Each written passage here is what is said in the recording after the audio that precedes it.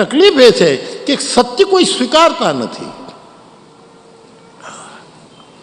બહુ કઠિન છે સત્ય સ્વીકારવું. પ્રેમ બધા કરે છે પણ કોઈ છોડવા તૈયાર નથી. કરુણાના વ્યાખ્યાનો ઘણા થાય છે પણ એ આંસુડામાં કોઈ ડૂબતા નથી. મેં કાલે પણ કીધું, સંવેદનાની ધોરી નસ ક્યાંક કપાઈ ગઈ છે આ દેશની, આ પૃથ્વીની. અને હાર્ટની નસો ઓલી થાય ને તો એમાં તો બીજી ઇમ્પ્લાન્ટ થઈ શકે, બીજી નાખી શકાય બધું, પણ સંવેદનાની નસ કાંઈ બીજી પ્લાસ્ટિકની નાખી નહીં શકાય. એ સંવેદના બરકરાર રહે એની બહુ જરૂર છે. એક છોકરી, એક બાળક એક રમકડાની દુકાને ગયું છે. 5 વર્ષની ઉંમર છે. એને એક રમકડું, એક ઢીંગલી લેવી છે. એની પાસે એક નાનકડું તૂટું ફાટું પર્સ છે. એ પર્સમાં પૈસા છે પણ એ ઢીંગલીની કિંમત એટલા પૈસા નથી. હવે દુકાનદાર જે બેઠો છે ત્યાં રમકડાની ઢીંગલીની દુકાને, એને એ બાળકને જોઈને, નિર્દોષ એ આંખો એ જોઈને એને એમ થાય છે કે પણ હું આ દુકાનનો માલિક નથી, હું તો નોકરીમાં અહીંયા બેઠો છું એટલે હું મફત આપી શકું નહીં. છોકરાએ ઢીંગલી પસંદ કરી. કેટલા પૈસા? તો કે 5 રૂપિયા. ઓલો છોકરો આમ બિચારો પર્સ ખોલે,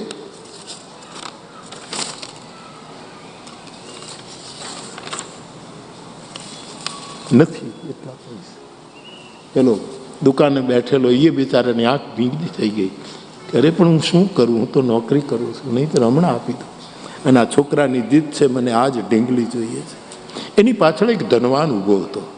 એને કોઈ પોતાના બાળકને કોઈને આપવી છે ગિફ્ટ, એટલે એ પણ કંઈ રમકડા લેવા આવેલો. પણ એણે આ બધું જોયું.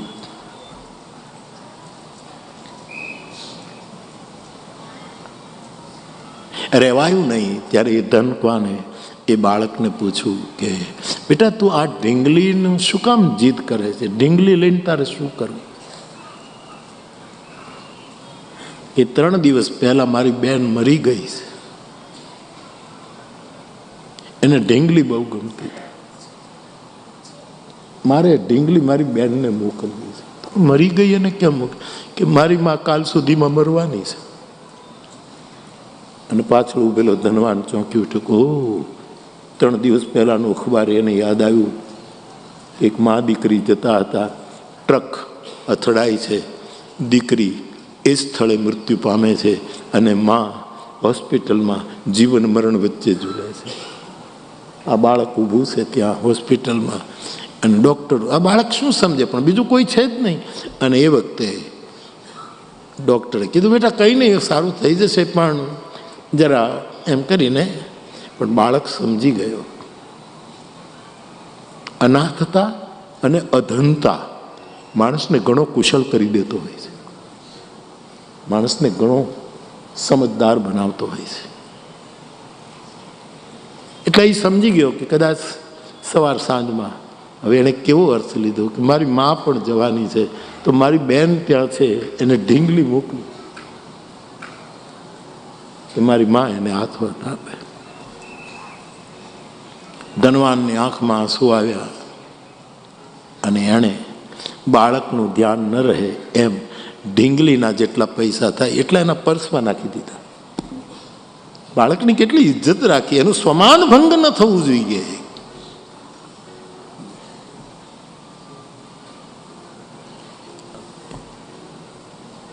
પછી તો એ વાર્તા પૂરી થઈ ગઈ. પણ 3 જગ્યાએ સંવેદના પ્રગટી. પેલો થડા ઉપર બેઠો તો એને પ્રગટી, બાળકમાં તો છે જ, અને ધનવાન. આ જીવતી રહે એનું નામ શિક્ષણ. આ સંવેદના જીવતી રહે આનું નામ શિક્ષણ. વેદના ઘનપાઠ થાય એ તો બહુ જરૂરી, આપણો પ્રાણ વેદ છે. અને સંવેદના જતી રહે તો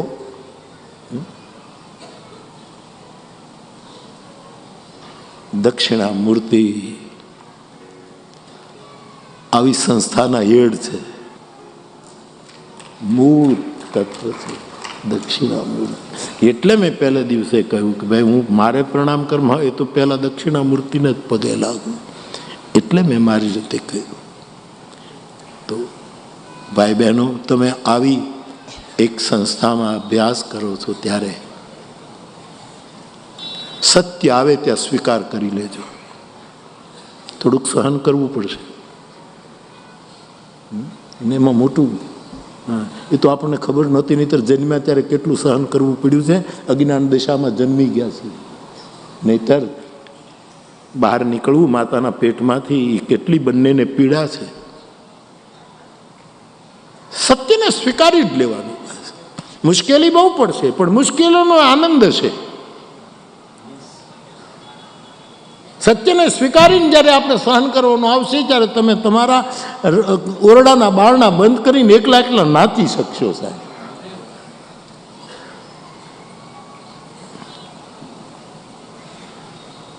અને પ્રેમમાં છોડવાનું જ હોય, કાંઈ લેવાનું ન હોય, છોડી દેવાનું હોય. અને કરુણામાં ડૂબવાનું હોય, જેને હું સંવેદના કહું છું.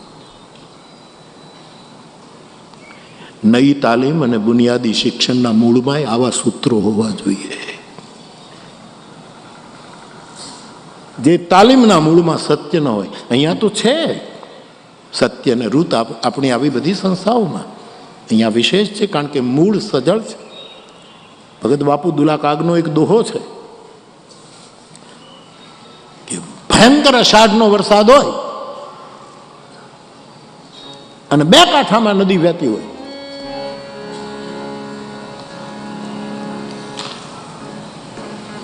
પચાસ વર્ષ પહેલાની વાત કરું તો બેનો દીકરીઓ પોતાના ગામમાં અનાજ દળવાની ઘંટી ન હોય, સામે કાંઠે બીજું ગામ હોય, ત્યાં હોય, એ દળના દળાવી નીકળે, પણ નદીમાં પૂર આવી જાય. પછી 3-3 કલાક એને ઊભું રહેવું પડે, પછી પૂર ઉતરે, પછી પોતાને ગામ જઈ શકે. પણ દુલાકાક બાપુએ એક દોહો લખ્યો કે આરા ન ઉતરાય. એના આરા એટલે કિનારા. આરા ન ઉતરાય એ ચોમાસે ને સાંભળે. એ ચોમાસે નદીઓ કોઈનું સાંભળે નહીં, પણ એના જેઠે પાણી જાય પછી એમાં કાંકર ઉડે. કાગડા જેઠ મહિનો આવે ત્યારે એમાં કાંકરા ઉડતા. એમ જ્યારે પૂર આવે ને ત્યારે કંઈક કરી લેવું, નહીતર જેઠ જેનું સજળ મૂળ ન હોય. ગોસ્વામીજી કહે જે નદીનું મૂળ સજળ નથી એ વર્ષા ઋતુ ગયા પછી શું કહે? આપણા મૂળિયા બહુ મજબૂત છે. સત્ય, પ્રેમ અને કરુણા. પ્રશ્ન સરસ આવ્યો કે આવી સંસ્થામાં ભણીએ તો શું કરવાનું? રામાયણના આધારે થોડુંક કહું તો એમ કહું કે કોઈ આવી દક્ષિણામૂર્તિ જેવી સંસ્થામાં આપણે ભણીએ ત્યારે આવો ગુરુ, આવો મૌન ગુરુ એ આપણને 5 પ્રકારની શિક્ષા આપે છે, 5 પ્રકારની દીક્ષા આપે છે અને 5 પ્રકારની ભિક્ષા આપે છે.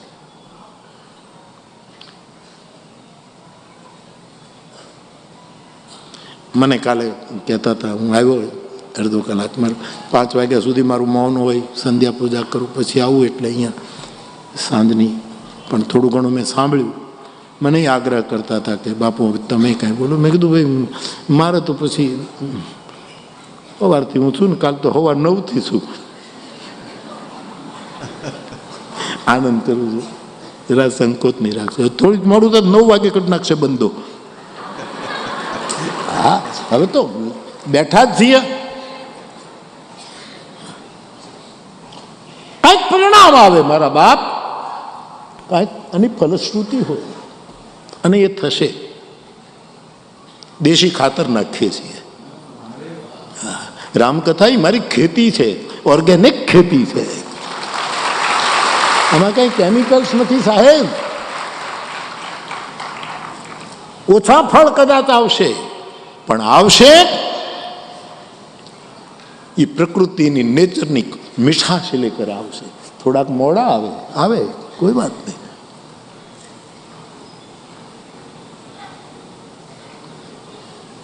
છોકરાઓ આવી સંસ્થામાં ભણો ત્યારે આપણો દક્ષિણામૂર્તિ, આપણો નાનો દાદો આપણો દર્શક દાદાઓ, આ બધા દાદાઓ આપણને 5 વસ્તુ આપે એમ રામાયણમાં લખ્યું છે.